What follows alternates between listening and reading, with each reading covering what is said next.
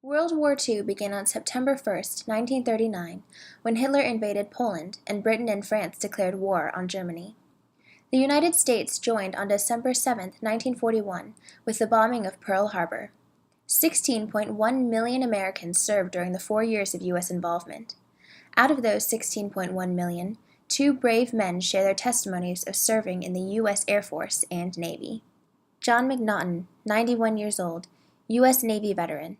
On June 4th, we were all given a letter from General Eisenhower. We got that letter, and oh boy, we knew we were in for some real big things when we got that. The crew on the ship got very, very quiet. We were told we were going to leave by our skipper the next day, June 5th, for the invasion. We had no idea what to expect.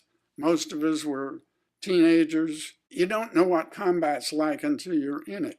And we had no idea what it was like. We sort of broke up into sections, and there were little prayer groups. So the very next day, we took off. We were in Force O. That meant Omaha Beach. We had 9 LCFs in that group, 8 LCTRs, they were the rocket-type ships, and 4 of the gunships. Nearly an hour, and all of a sudden, we saw the nets dropped and the men starting to get down, the boats went in the water. And now, all of a sudden, the battleships behind us, the cruisers, the destroyers, started to fire over our heads. It had begun. This was about 6 a.m. And over our heads, all you could hear was whistling. These were the big, huge shells whistling, going over our heads, heading towards the beach. And the firepower was tremendous. And the battleships had 14-inch guns. The cruisers have an 8-inch gun. Destroyers, they have a 5-inch 38s. It was unbelievable. And we were kept going in with the small boats to our side. And then our LCTRs opened up, and they fired all those rockets in about 2 minutes.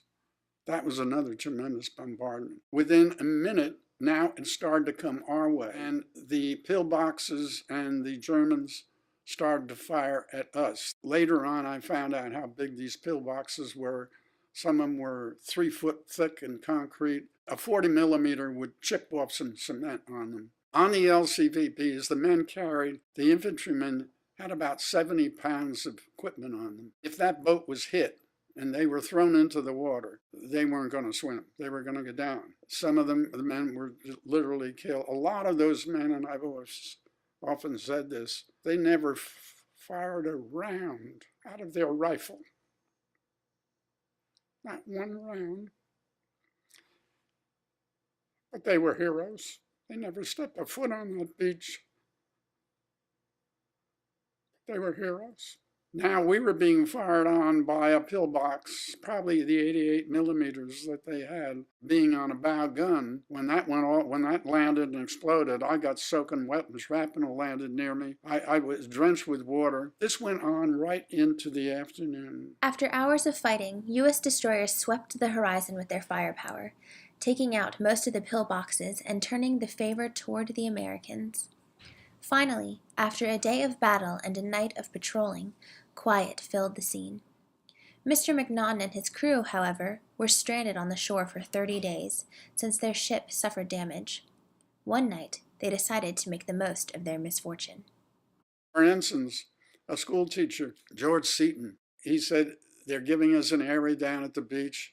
We're going to have a softball game. This guy crazy?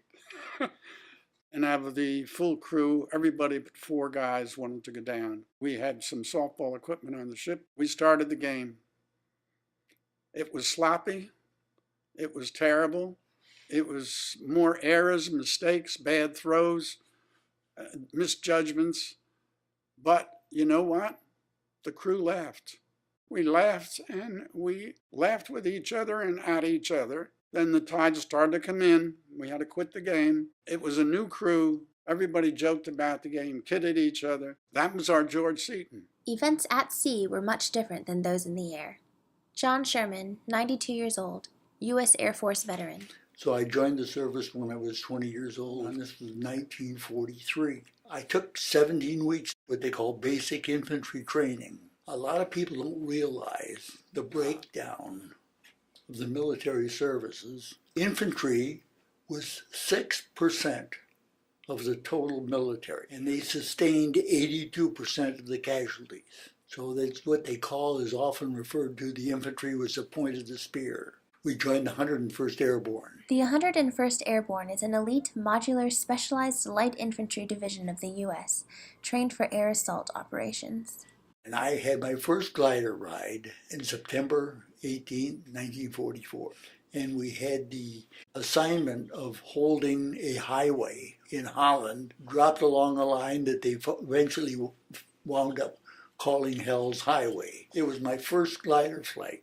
And the glider is nothing more than a motorless cargo plane. It's made of fabric, plywood, and metal tubing, very flimsy. And it's towed by a C-47 cargo plane with a 250-foot nylon tow rope. When the glider gets where they want it to be, it's cut loose. It goes down to the ground fast. And I was on the door side. There was a 3.5-hour tow with the glider bouncing around. It's not a smooth flight by a long way. Noisy too, very noisy. Most of the way over there, some of the guys got sick. Our equipment was that we had a helmet liner, what we call, which is a plastic sort of a helmet. And then over that, you had a steel helmet. Halfway over, most of the guys began getting sick. And it would pull off their helmet shell and vomit into the helmet shell. Well, they sit there and what are you going to do with it? There's not a stewardess around to give it to her. So they passed it to the guy in the door. And there was a canvas bag the other side of the door. So I wound up most of the trip dumping these helmets. The residue wouldn't all come out and everything, and then I would hand them back to the guys and they would look and theirs and put it back on because it would just drip down over their face and everything. Nothing to wipe it out. There's no paper towels or anything. So they're sitting there with their helmets. We started coming under enemy fire. And immediately they and then I can still to this day, I think of it and laugh, and these streams of vomit coming down over in front of them. And it's a wonder I didn't get sick. There was 15 gliders in our company, and all 15 gliders took hits. The 101st was assigned to Bastogne to hold it at all costs. We were surrounded within a day, and we were surrounded for about 5 or 6 days. The Battle of the Bulge was the last major German offensive campaign in World War II. It occurred in the forest of Belgium, France, and the attack caught the Allied forces by surprise. American forces took the brunt of the attack and incurred their highest casualties for any operation during the war. The term Battle of the Bulge was coined by a contemporary press to describe the bulge in the Allied front lines the attack caused.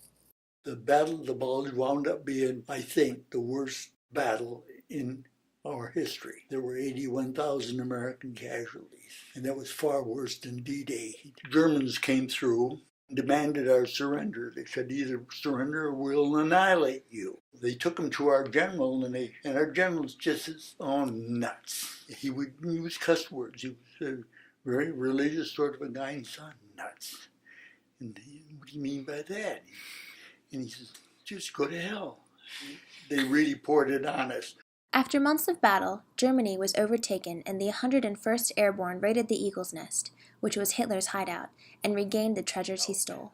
Hitler, of course, was a madman, and the longer I live and the more study I do of it, he actually had world domination in mind. Everybody that was not Aryan was going to be a slave. No question in my mind now, more so now than ever before. We were part of saving those art treasures, so we went into Hitler's hideout. Didn't seem like the war didn't hit them too much because they didn't even get bombed much. Since the end of the war, both Mr. McNaughton and Mr. Sherman returned to their places of battle to find peace and begin the healing process in order to share their stories without trauma.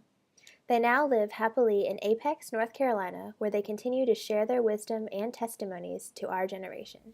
That's my story. It was an honor.